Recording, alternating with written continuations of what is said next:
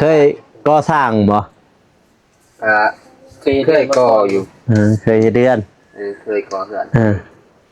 แค่นี้แหละเจ้าเคยคอยตั้งบ่เคยตัวข้าวเฮ็ดห้องน้ำน้องสาลีเห็นตะเปาะตะแปะอยู่หั่นเด้เปลี่ยนไปเลยเนาะเฮ็ดอยู่หั่นแหละนี่ครั้งที่2แล้วอยู่นี่เขาไปเฮ็ดหรือบ่แล้วบ่ข้างหน้าแล้วเลยดิแล้วแต่ดนแล้วบ้านน้องสาลีแล้วก็จึงมาต่ออยู่นี่ต่อเนาะก็ได้ต่ออยู่ข้างนอกก็ได้อีกแต่โน้เพราะว่างามเนาะมันบ่ทรายกับบ่นุ่งนี่บ่ปานใดบ่โก้แห้งแล้วบัดนี้เด็กย่อมคือตั้นเลยอันละตาแบบเป็นทำให้เป็นคอยเฮ็ดมันแบบลาดขึ้นนี่ตัวเองพอเป็นอยู่ลาดขึ้นหั่นบ่โตปัดให้มันงามนี่ตัวนั้นก็บ่เป็นหั่นย่อมานี้จนข้าวนึงจะน่ะมันย่อยมันปกมันตกแปะลาดอีกลงไปน้องแ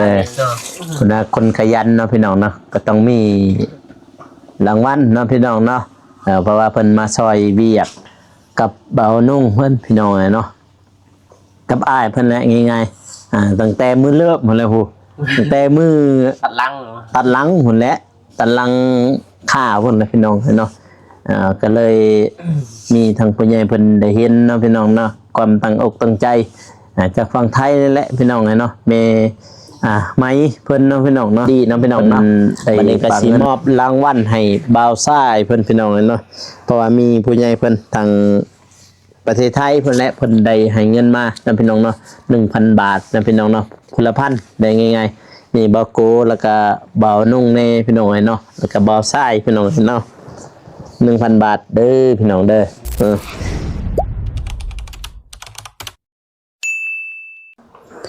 มาพี่น้องเอ้ย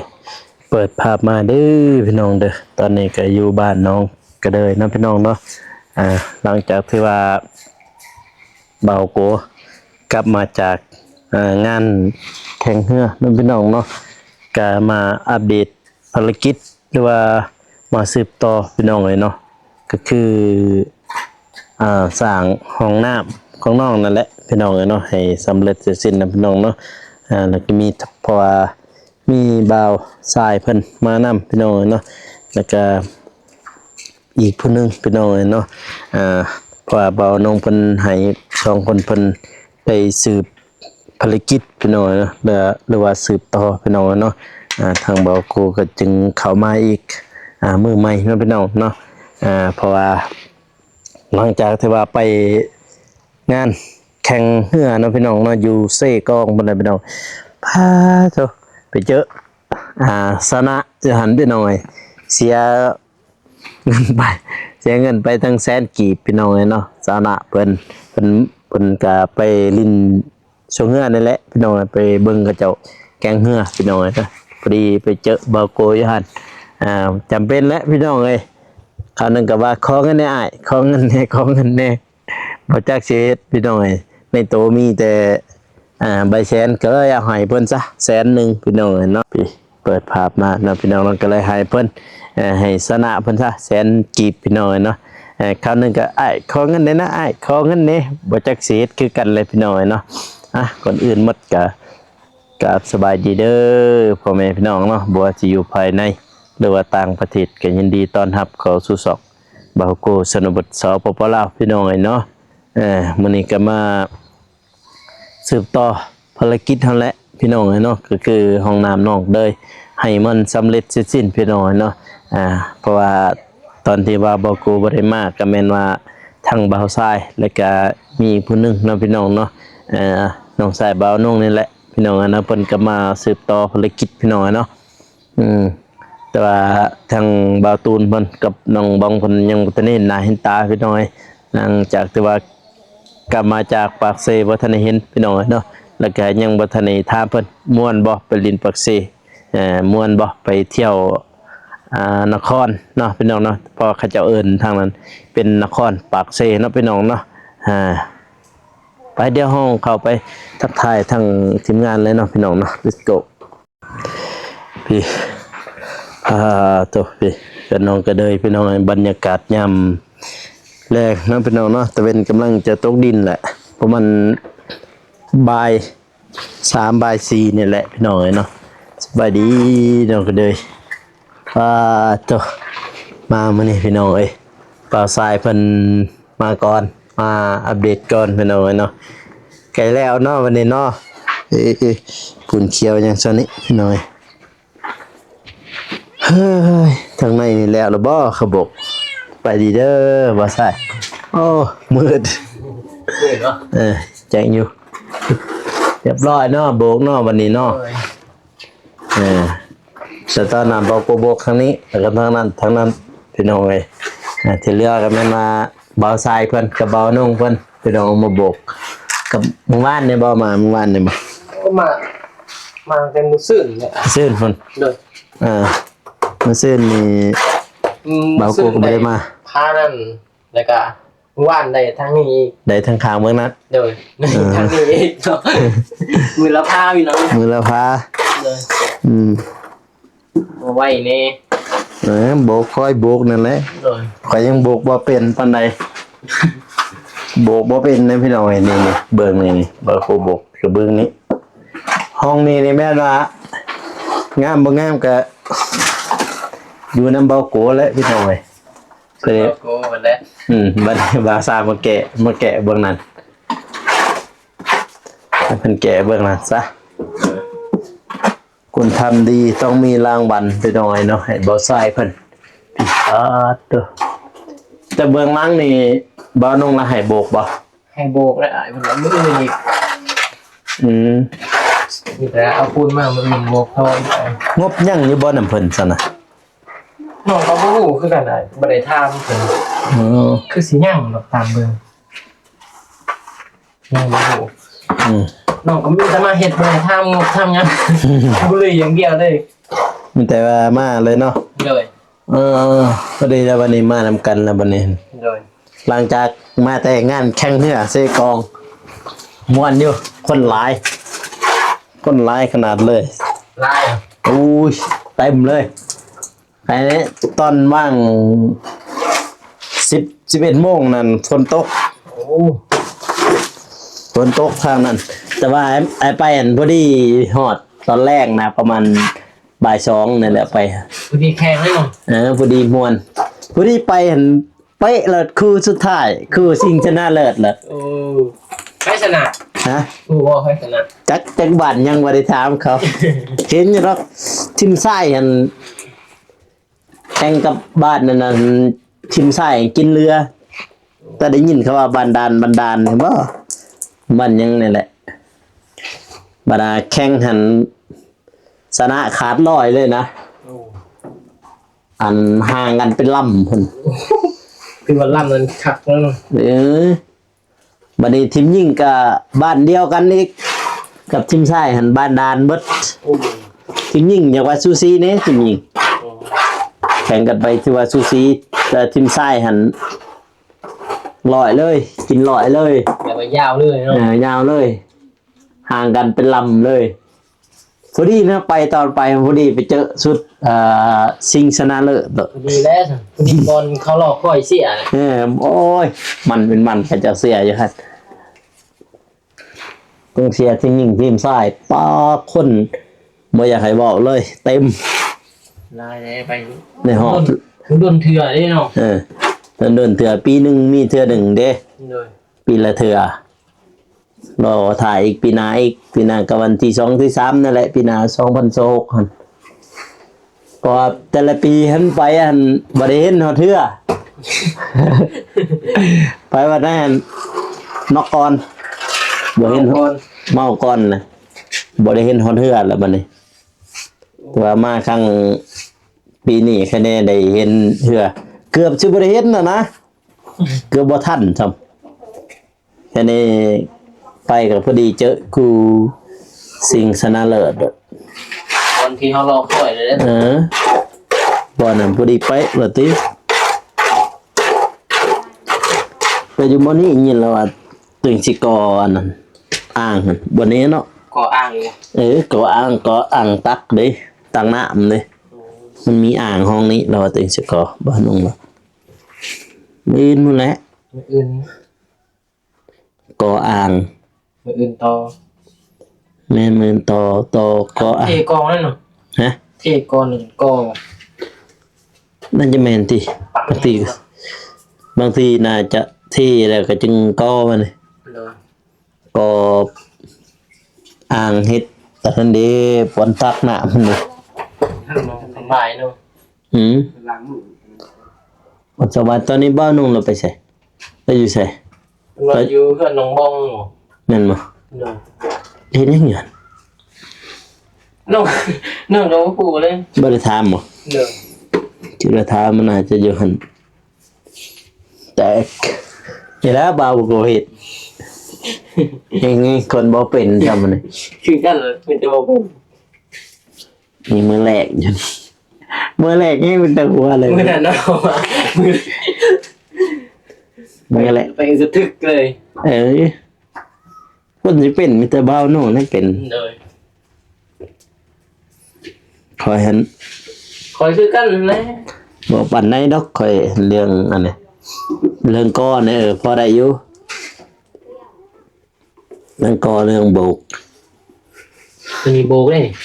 เรื่องกอเรื่องโบกบ่ถนัดแล้วโบกนี่ต้องบ่เป็น บามิก เฮ้ยมาเบิ่งนี่เอานี่เอาเฮ็ดเบิ่งนี่เมื่อวานนี้เบิ่งนี่งามแล้วได้เบิ่งนี่ เกิดเมื่อวานเนี่ยเห็น งามเลยเบิ่งนี่ เมื่อวานนี่จนคำไม่เหมือน นั่นบ่ เลย เออ พอดี6-7 โมงของหัวกับไผ่นม เมื่อวานนี่บ่ เลย ก็แค่นี้เบิ่งนี่ยังงามเบิ่งพุ่นนี่ต้องงามได้อเบิ่งพุ่น เบื้องคนนี้เบื้องคนใกล้ได้เบื้อง คนกายอีกได้อเบิ่งนั่นน่ะ เลย เพราะงามนี่เจอกับทั่วอังวาวุ่นนั่นแหละ มีบามิกเพิ่นเล่นจัดการ เพิ่นเป็นอยู่ติ เป็นแล้วเพิ่นแห่งเคยผ่านมาเลย แม่เนาะ โดย เราสมพ่อว่า เห็นบอกเขาเรียกมันเห็น เนาะเฮาบ่เป็นนะเฮา เพิ่นก็ตั้งส่องได้ แม่เนาะ เลย เออ ตั้งว่านนี่เพิ่น เมื่อวานนี่ เลย เออบ ามิกซะแนว เบิ่งนี้เรียบร้ เบา อย ยัง ว่าใส่อีกบัดนี้ พอห่างหัวยังนั่นเนาะ ผางมานี่เบิ่งนี่ โอ้ยจะสิบอกพอห่างลายเถอะเอ็มยังบ่ทันห่างนั่น ยังบ่ทันห่างบ่นี่มานี่บ่ได้กล่องเลย ไปดิเมาโก เด้อสบายดีเด้อพี่น้องเด้อทางช่องเลย กำลังเริ่มบ้านนี่พี่น้อง บ้านนี้ซื้อซองกันได้บัดนี้ ซื้อซองเป็นบาวมิกเส้น บ่มิก channel โดย เอ่อ ฝากติดตามไปเด้อพี่น้องสอง ของบอก ฟัง เบอร์มาช่วยกันแล้วไล่ มันจะช่วยกันได้เด้ 2 มื้อแล้วมา 2 มื้อ 2 มื้อ ถ่ายคลิปแล้ววันนี้มันนี่ถ่ายแล้วบ่ ถ่ายได้เพิ่นถ่ายอยู่คลิปนึงมื้อนี้ เออใครแน่ดอกเจ้าเป็นเนาะ เคยอยู่เป็นพอแต่จะสั้นนั่นแหละ เออเคยก่อสร้างบ่ เคยก่ออยู่ เคยเรียน เคยก่อเฮือน ใครแน่แท้เจ้าเคยคอยตั้งบ่เคยแต่ว่าข้าวเฮ็ดหุงน้ำน้องสาลีเห็นตะเปาะตะแปะอยู่หั่นเด้ เปลี่ยนไปเลยเนาะ เฮ็ดอยู่หั่นแหละนี่ครั้งที่2แล้วอยู่นี่ เขาไปเฮ็ดหรือบ่แล้วหรือบ่ข้างหน้า แล้วเลยดิแล้วแต่ดนแล้วบ้านน้องสาลีแล้วก็จึงมาต่ออยู่นี่ ต้องก็ได้ ต่ออยู่ข้างนอกก็เด้ออีกแต่นอกก็เด้อนี่บ่เป็นแน่เฮาเดี๋ยวบ่เอานุ่งละ ตัดลังเนาะ เออ เบาสนุกตัดลังเนาะ เออ งี้เลย ฟันน้ำกันนะมื้อนั้น3คนแล้วมื้อนั้น 3 คน เบานุ่งเบาโกแล้วก็เบาซ้ายเพิ่นมื้อนั้นตัดหลัง มา3 คนเนาะ 3คนนำมื้อนั้นเฮ็ดไปจังซั่นแหละขอแต่ว่ามันบ่หัวก็พอ แต่บ่ฮู้บ่ยัง ขอแต่มันบ่หัว ใหญ่เนาะ ทางในเห็นตามเบิ่งแล้วโบกทางไหนแค่นี้ดอกเจ้าเป็นทางนอกเบิ่งทางนอก บ่ต้องหลอกบ่เบิ่ง บอลหมู่เบิ่งเด้บัดนี้ ทางในมึงบ่เข้าไปก็ยังว่านี่มันมืดแน่ว่า แค่นี้เนาะมันยังแค่ทางหลังเนาะบัดนี้เนาะ ทางล่าง ยังทางหลังกับเทนี่ เทพื้น เทพื้นแล้วก็เฮ็ดอ่างแล้วก็ ใส่ประตู ใส่ประตูเป็นเซ็ตเลยแล้วเนาะ มันสิซื้อบ่เลยเพิ่นสิก่อเอา เป็นยัง อ่างน้ำ ตัวเบื้องนี่มันว่าเบื้องห้องส้วมนี่มันว่าก่อเอา ก่อเอาบ่ แต่ว่าเบื้องพุ่นน่าจะซื้อกระพุ้ยติ ใส่กระปุกสมัยก่อน ใส่กระพุ้ยอาบได้บอกเพราะว่าห้องพุ่นมันเป็นห้องอาบนะ อาบโดยเฉพาะ ห้องพุ่นแม่นห้องอาบห้องนี้แม่นนะห้องส้วมเฮาใส่อ่างเอา ก็เอาแต่ปูนนี้ยังตะบุนแดง ปูนแดงยัง มื้ออื่นนี่แหละ ซื้อมือซอฟได้นี่ แม่นบ่ ใส่รถจักร เออขี่สองคนบ่มัน มี2คนมา2คน ว่านี่ก็ซื้อมื้อนี้อีกไอ้เดี๋ยวซอฟ บ่ได้ถามนำว่าน้องเพิ่นยังงบเท่าใดนำเพิ่นยังบ่ได้ถามยังบ่ทันเห็นนะค่อยมาแต่ช่วงคือเอา ก็มานี้เลยเหรอ ฮะ มาแต่บ้านแล้วก็มานี้เลย มาแต่บาทแล้วก็มานี่เลยเพราะว่า จักมื้อไปริมสงเรือ มื้อเดียว มื้อเดียวบ่ มื้อวานมื้อซื่นแล้วก็โอ้คนเต็มเลยนะคนนี่บ่อยากสิเว้าคนไปลินบ่ว่า ว่าแล้วเราคนน่ะ บอกว่าแต่ใดแหละผู้แต่ละจึงบุญเขาก็ลงมาแล้วก็แต่ใดเขาก็มาเที่ยวเด้ มันอยู่แข้งนี่เป็น อยู่แขวงใหญ่เด้ ปีหนึ่งเท่านึง แม่นแล้วปีหนึงเทื่อหนึงปีละครั้งบัดนี้ ปีละครั้ง เจ้าก็มาแห่กันอยู่หั่นแล้วบัดนี้เต็มอันนี้ตอนข่อยไปหั่นเป๊ะเลยนะ ไปตอนชิงชนะเลิศเลยตอนนั้นหั่นผู้ดีเกือบบ่ทันนะ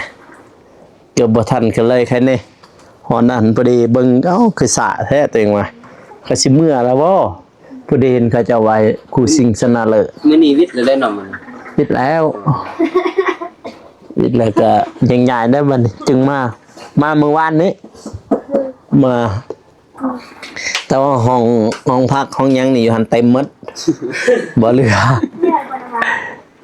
เกือบบ่ได้ที่นอนซำนี้มันนี่เมื่อวานนี่เอามีแต่ซอยๆกันแล้วบัดนี้กันนี่เพิ่นมาก ำลังมาพี่บอกเลย มีแต่ซอยๆกันบัดนี้เพื่อให้มันสำเร็จจักคนมันจะว่าเฮ็ดอยู่ห้องน้ำนั่น จะคนเลย นั่น4-5หรอ ตายคุณ เอ้ย โมแดงคนละเนาะ FC จนว่ายามได้ บ่นี่ติบ่ย่อแล้วติ คือสิบอกแล้วมันอันนั้นไง นี่ห้องคะแนนของอันนี้นี่ ของอาบบ่มีที่หินมีจะเทเลยตรงนี้เนาะบ่ได้แป้งนี่ยัง บ่ได้แป้งแล้วตัวนี้ไข่แล้วหวดลงเลยแล้วบัดนี้ได้หวดกันแล้วไปเบิดเลยมาสร้างเพิ่นแล้วเป็นนี่เฉพาะว่างามเนาะ มันบ่ทรายกับบ่าวนุ่งนี่บ่ปานใดบ่าวโก้แห้งแล้วบัดนี้ เด็กย่อมคือตั้นเลยเดี๋ยวนี้อันละตาแบบ อันใดจำได้จำหนึ่งมีคักเยอะเนาะได้อยู่ สมัครซีซั่นคุณน้องเลย เคยเฮ็ดเฮือนแล้วเนาะ นะ เจ้าเนาะเคยก่อเฮือนแล้วเนาะโบกเฮือน เคยก่ออยู่โบกกับบ่สุกโบกปานใดนี่ลายแต่ก่อ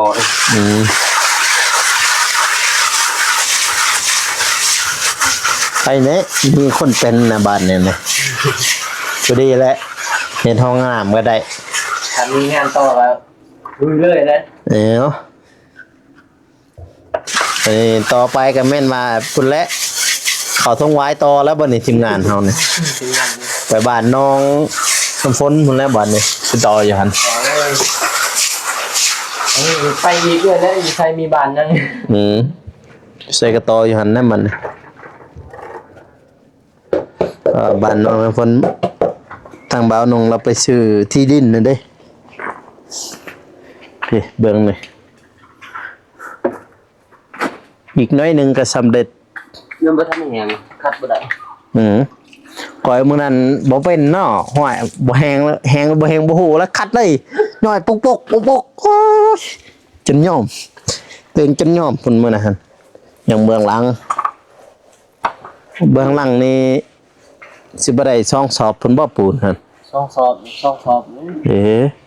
แต่ว่าใส่นะพ่ออยู่ติเนาะ ปล่อยบ่ เฮาวันนี้เฮาโบกใส่บ่เบียดแล้วก็ อืม บัดเทไปแล้ว อืม เทใส่กับยินนั่นน่ะปูนบ่ปานใดอีกมัน อืม บ่เทขามันแห้งก้อนนั้นเนาะ มื้อนั้นตัวเองเฮ็ดบ่แห้งบ่ยังเฮ็ดจวดย่อยปกโอ้ยอยากหายดิ บ่แห้ง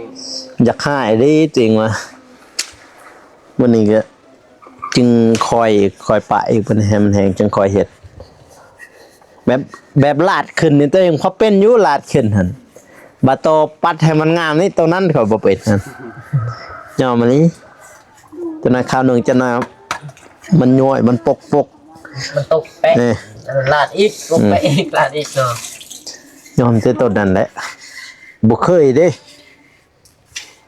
บ่เคยโบกแต่เคยก่ออยู่ พอไข่อยู่ถึงก่อน โบกนี่น่าอย่างหยาบเลยโบก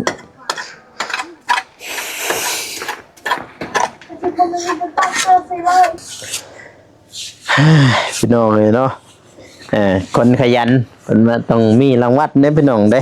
ให้หาบ่าวทรายเพิ่นเพิ่นว่า สวัสดีเด้อพี่น้องเด้อเพิ่นว่าคนขยันเนาะพี่น้องเนาะก็ต้องมีรางวัลเนาะพี่น้องเนาะเพราะว่าเพิ่นมาซอยเวียกกับเบานุ่งเพิ่นพี่น้องเนาะกับอ้ายเพิ่นแหละง่ายๆตั้งแต่มื้อเลิกหมดแล้วฮู้ตั้งแต่มื้อ ตัดลังเหรอ ตัดหลังหุ่นแหละตัดหลังข้าพุ่นนะพี่น้องเนาะก็เลยมีทางผู้ใหญ่เพิ่นได้เห็นเนาะพี่น้องเนาะความตั้งอกตั้งใจจากฝั่งไทยนี่แหละพี่น้องเนาะเมไหมเพิ่นเนาะพี่น้องเนาะเพิ่นได้ฝากเงินมาทางเบาโกพี่น้องเนาะให้เบาทรายนี่แล้วก็ให้เบาโกนี่แล้วก็ให้เบานุ่งหรือว่าเป็นของขวัญน้องเอวาเนาะพี่น้องเนาะจะได้ขอบอกขอบใจหลายๆเด้อทางเมย์ไมอินดี้เนาะพี่น้องเนาะบัดนี้ก็สิมอบรางวัลให้บ่าวทรายเพิ่นพี่น้องเนาะเพราะว่ามีผู้ใหญ่เพิ่นทางประเทศไทยเพิ่นและเพิ่นได้ให้เงินมาเนาะพี่น้องเนาะ 1,000 บาทเนาะพี่น้องเนาะคนละพันได้ง่ายๆนี่บ่าวโกแล้วก็บ่าวนุ่งในพี่น้องเนาะแล้วก็บ่าวทรายพี่น้องเนาะ 1,000 บาทเด้อพี่น้องเด้อความตั้งอกตั้งใจนั่นแหละพี่น้องเลยเนาะความตั้งอกตั้งใจก็คือเป็นเห็นเฮาสร้างห้องน้าเห็นเฮาสร้างห้องน้ำตั้งแต่เริ่มมื้อแรกพี่น้องเลยเนาะคนตั้ง เบาสายมาแรกๆนะเนาะ เป็นมื้อแรกๆกับพี่แหละมาก็มาตัดหลังเลยพี่น้องเลย ตา นะ กแดดเลย ตากแดดเลยมื้อนั้นพอดีแล้วตัดหลังก็จึงมาโบกพี่น้องเนาะมาฮอดซุมื้อนี้ก็ทางผู้ใหญ่เพิ่นได้เห็นความตั้งอกตั้งใจเนาะพี่น้องเนาะของทีมงานเพราะว่าเขามานี่มีแต่3คนเนาะพี่น้องนะมีเบานุ่งเบาโกแล้วก็เบาทรายแล้วก็มีน้องยังบ่าวยัง เบามิก เบามิกเพิ่นเขามาใหม่พี่น้องเนาะมาใหม่2-3 มื้อก็เลยมาช่วยกันนั่นแหละพี่น้องแต่ว่าเพิ่นเห็นเป็นช้างได้พี่น้องได้ ดีอย่างหนึงเนาะพี่น้องเนาะได้ช้างมาใหม่อีกแล้วบัดนี้ได้ช้างประจำทิ่มแล้วพี่น้องเนาะ ง่ายแน่ มันสิง่ายแน่บัดนี้นี่บัดนี้ก็อยากให้น้องทรายเพิ่นขอบอกขอบใจแม่ไม้ดีจากฝั่งไทยนี่แหละ โดน เพราะว่าเพิ่นเห็นความตั้งอกของใจของทีมงานนี่ล่ะก่อนอื่นก็ขอบใจทางแม่ใหม่เพิ่นเด้อน้องแม่ใหม่อินดี้ที่ส่งเงินมาให้บ่าวสายก็ เอ้าเนาะ ให้แม่ใหม่เพิ่นมีแต่ความสุขความเจริญเด้อพี่น้องปรารถนาสิ่งใดก็ขอให้ได้สิ่งนั้นให้ได้ดังสมปรารถนาความเจ็บอย่าสุใดความไข้อย่าสุมีเด้อแม่ใหม่ให้ร่ำให้รวยเฮงๆปังๆเด้อแม่ใหม่ จะได้ก็ขอบอกขอบใจเด้อทางแม่ไม้เนาะ โดย ผู้ที่เพิ่นส่งเงินหรือฝากเงินมาให้เบาโกแล้วก็เบาทรายเบานุ่งเนาะพี่น้องเนาะจังได๋ก็ให้เพิ่นอยู่เย็นเป็นสุขกายสุขใจเนาะความเจ็บอยู่สุใดความไข้อยู่สุมีให้เจ้าหังจะมีจะร่ำจะรวยเฮงๆปังๆตลอดศาสตร์ตลอดปีอย่าเจ็บอย่าจนพร้อมครอบพร้อมครัวเนาะใช่ไหมเนาะจังในท้ายนี้ก็เบาโกก็บ่มีหยังมากมายเนาะบัดนี้ก็ต่อไปน้องพี่น้องเนาะกับบางที่ก็ทางเบาโกเองก็สิไปถ่ายน้องเอวาอยู่เฮือนพุ่นแหละพี่น้องเนาะเพราะว่าเบาน้องเพิ่นยังไปต้องวายพี่น้องเพิ่นไป จ่ายเรื่องเงินให้เรื่องเงินซื้อที่ดินน้องน้ำฝนนั่นพี่น้องเนาะมื้อแรกพี่น้องสิเข้าไปหาเพิ่นแล้วก็สิไปหาน้องเอวาในพี่น้องเนาะน่าจะได้เดือนแล้วบ่ยังเด้เนาะ ยังอยู่ซาวไปวันว่า น่าจะได้อยู่20ไปวันพี่น้องน้องเอวาพนันเอาวันนี้บาโกขอตัวลาไปก่อนพี่น้อง